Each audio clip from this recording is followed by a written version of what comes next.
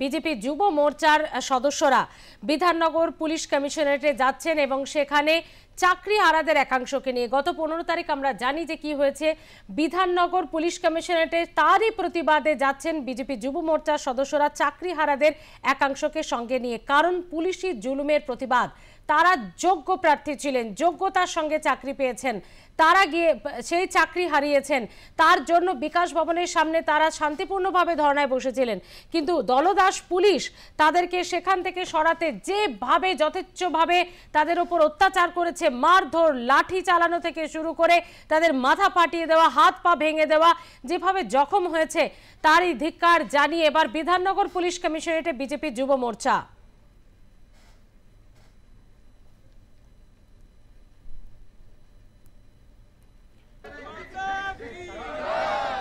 চাকরিহারাদের ওপর পুলিশি লাঠিচার্জের প্রতিবাদে এবার বিধাননগর পুলিশ কমিশনারেটে বিজেপি যুব মোর্চা সঙ্গে নিয়ে যাচ্ছেন এই অভিযানে চাকরিহারাদের একাংশকে, যারা সেদিন পুলিশের লাঠির ঘায়ে পা ভেঙেছে, মাথা ফেটেছে, যারা শরীরের বিভিন্ন জায়গায় ক্ষত নিয়ে আজও আন্দোলনে রয়েছে, সেই অসহায় দিকবিদিক শূন্য সেই সমস্ত শিক্ষক শিক্ষিকারা যারা চাকরি হারিয়েছেন, তাদের নিয়ে এই অভিযান।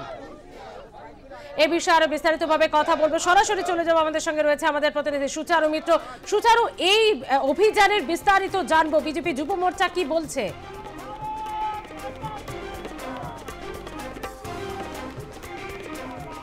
দেখো, চাকরি হারাদের পাশে এই মুহূর্তে বিজেপির যুব মোর্চা তারা কিন্তু দাঁড়াবেন এবং সে কারণেই আজকের এই মিছিল তারা শুরু করেছেন।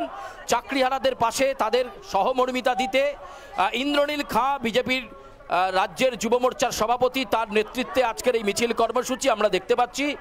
সেখানে বিজেপির মহিলা মোর্চার নেতৃত্ব, যুব মোর্চার নেতৃত্ব তারা অংশ নিয়েছেন। আমরা দেখতে পাচ্ছি যে আজকের লড়াইতে তাদের একমাত্র কি বক্তব্য এখানে রয়েছে যে চাকরি হারাদের পাশে দাঁড়াতে হবে। অন্যায়ভাবে যেভাবে পুলিশের অত্যাচার চলছে এবং রাজ্য সরকার, রাজ্যের শিক্ষা দপ্তর যেভাবে উদাসীন, গোটা এই বিষয়টাকে সামনে রেখেই আজকের এই অভিযান পর্ব চলছে এই মুহূর্তে।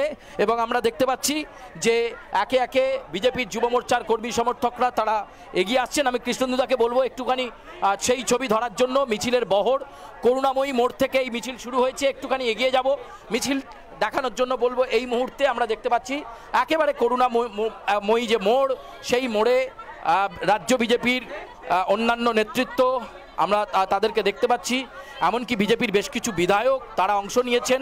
ইন্দ্রনীল খাঁ মিছিলটাকে লিড করছেন এবং সামনে কিন্তু পুলিশ রয়েছে। পুলিশ এই মিছিলকে এই মুহূর্তে এগিয়ে নিয়ে যাচ্ছে, যে ছবি আমরা এখানে দেখতে পাচ্ছি। এবং একেবারে বিজেপির বক্তব্য, এই চাকরি হারাদের, এই যোগ্য অযোগ্যদের কারা বাছাই করবে সেই দায়িত্ব শিক্ষা দপ্তর নিচ্ছে না, উদাসীন শিক্ষা দপ্তর এই বিষয়টাকে তারা সামনে রাখছেন। এবং আমরা এখানে দেখতে পাচ্ছি যে বিজেপির নেতৃত্বের একটা বড় অংশ, আমরা একটুখানি কথা বলবো। আজকে আপনারা কি দাবি করেন? আজকে একটাই দাবি, সেটা হচ্ছে আমাদের যারা চাকরি প্রার্থীরা আজকে তাদের অনশনে কিভাবে আজকে বাংলার পুলিশ, এই বিধাননগরের পুলিশ কিভাবে অত্যাচার করে, চোরের মায়ের বড় গলা যারা, আর তারাই আবার পুলিশ, সেই পুলিশরা আজকে গিয়ে তাদের উপর অত্যাচার করছে। আজকে আইনের শাসন নেই বাংলায়, আজকে শিক্ষা ব্যবস্থা তলানিতে ঠেকেছে। স্কুল কলেজগুলোর যে অবস্থা, আগামী দিনে যে বাংলাকে এগিয়ে নিয়ে যাবে সেই ভবিষ্যৎ প্রজন্মের আজকে জীবন আজকে অন্ধকারে ঠেলে দিয়েছে। তাই এই সরকার অবিলম্বে বাংলা থেকে যতটা তাড়াতাড়ি উৎখাত হবে, বাংলার ভবিষ্যৎ ততটাই উজ্জ্বল এবং আগামী 26 সালে তার জবাব এই শিক্ষকরা দেবে এবং বাংলার প্রত্যেকটা মানুষ দেবে। কারণ বাংলায় আইন শৃঙ্খলা অবস্থা নেই, প্রত্যেকটা ক্ষেত্রে ব্যর্থ হয়েছে এই সরকার। তাই এই সরকারকে আমরা পদত্যাগ করিয়ে ছাড়ব। শুনলাম, তুমি শুনতে পাচ্ছ, এই মুহূর্তে রয়েছেন। ছবিটা আমি দেখাতে বলবো ইন্দ্রনীল খাঁয়ের দিকে, ছবিটাকে আমি রাখতে বলবো কৃষ্ণেন্দুকে। তিনি মিছিলের নেতৃত্ব দিচ্ছেন।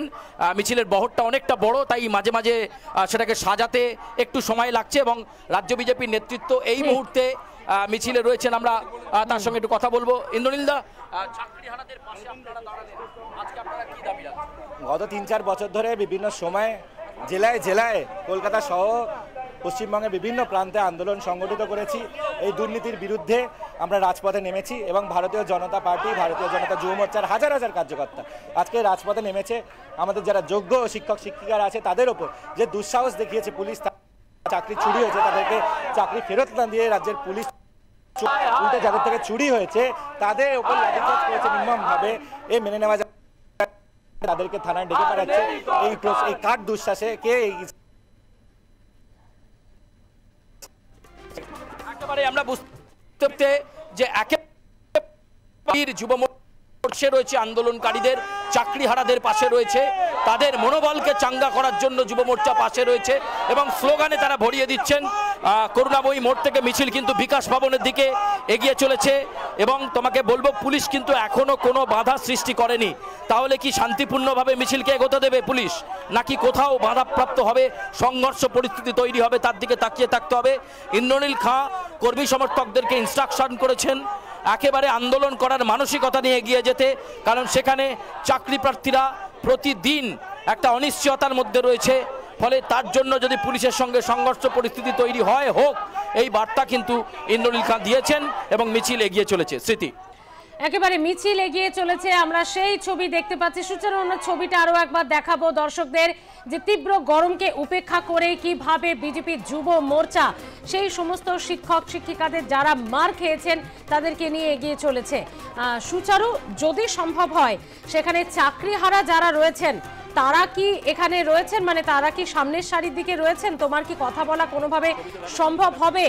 যে তারা তো প্রথমে চেয়েছিলেন কোনো রং, মানে রাজনীতির কোনো রং তারা লাগতে দেবেন না, এমনকি সজল ঘোষ, শুভেন্দু অধিকারীও যখন বিকাশ ভবনের সামনে গেছেন তখন তারা বলেছেন যে পতাকা ছাড়া আসতে হবে।